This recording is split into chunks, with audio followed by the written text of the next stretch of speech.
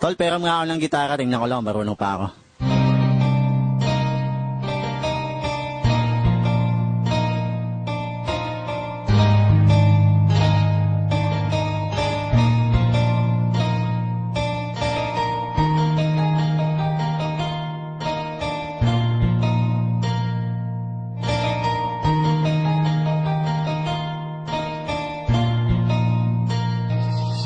Hindi ba simula sa pagkabata tayo'y madalas na naghahabulan, walang pakialam kahit na madulas ka. Ang sabi mong panga sa akin noon, kung di ka tanggap na mga taga dito, halika sumama ka sa akin doon sa Bakating Lode kung saan madaming bote at ang iyong katabi ay nilalangaw na kamote. Kahit na gano'ng kabaho ang talahiban nating tambayan, nagmistula tong tahanan ng kulitan at tawanan.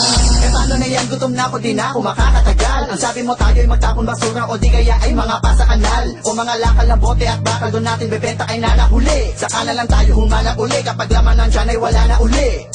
Sa bawat tambayan, iskinita man ang looban, ay di mawawala ang tawanan at kalokohan. Sa mga pagsubok ng buhay ko, di mo ako iniwanan. Okling, isa kang tunay na kaibigan. Inuman tayo! Sige, kaso wala kong pang-abono. Ang may aambag ko lang ay ang kanta kong wala sa tono. Silong tayo sa aking kubo kasi medyo umaambon. At pagsaluhan natin ang niluto kong pansit kanton. At sa katokwa, kasama ka lagi pag-istokwa. Lagi tayo kuya, talapan natin yung may insomnia.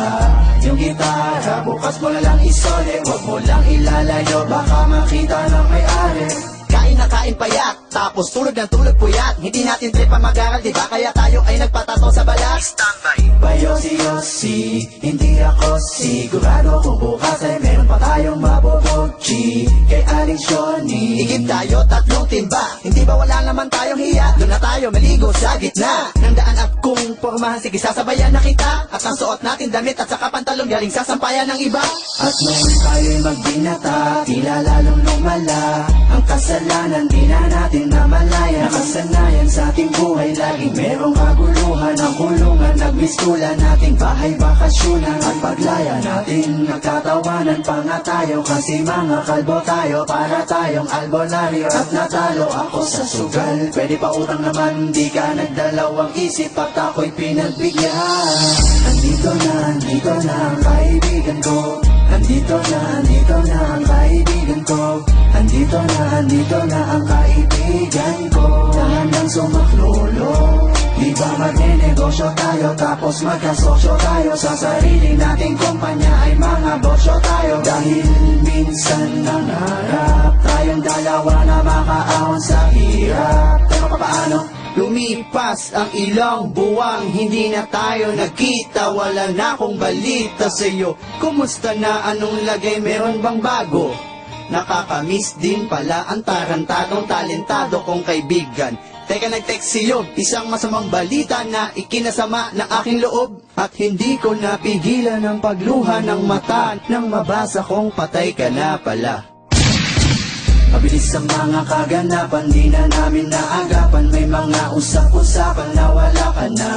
Tangina! Hindi magandang biro yan. Sinong nanakit sa'yo, turo mo sa'kin sino dyan. Kung sino pa ang mabait na nilalang ay siya pa ang pinaslang. Dapat di na lang, ikaw iba na lang. Sa dami ng mga pinagsamahan natin ay paano ko tatanggapin? At ang damo na iniwanan mo sa'kin ay mag-isa ko na lang lalanghapin.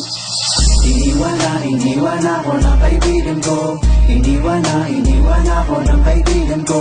Iniwan ako ng kaibigan ko. Isa sa mga matalit na kaibigan ko. Hindi kita malilimutan, yan ang iyong tandaan. Nandito ka sa aking puso at kung nasaan ka man ay sigurado na hindi ka makayosit makatagay. Kasi nga alam ko naman na sa langit ka nakatambay.